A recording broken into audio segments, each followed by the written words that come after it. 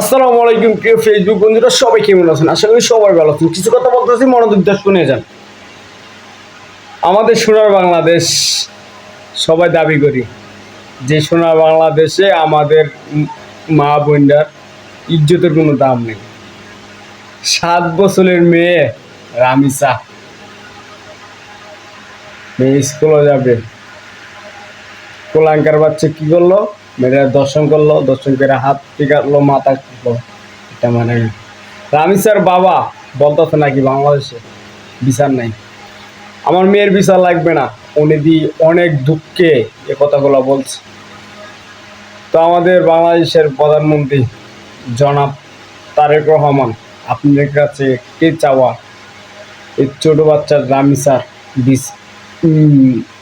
মরার বিচার চাই আমরা। যাকে আসামি ধরছেন ওর বিচার চাই। ওকে আপনি 1 সপ্তাহের ভিতরে একটা বিচার করেন, বলে ফাঁসি দেন।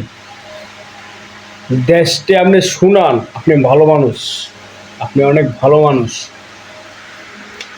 হ্যাঁ, আপনি অনেক ভালো মানুষ, আপনি এটার বিচারটা করেন স্যার। আসসালামু আলাইকুম, সবাই ভালো থাকুন, সুস্থ থাকুন।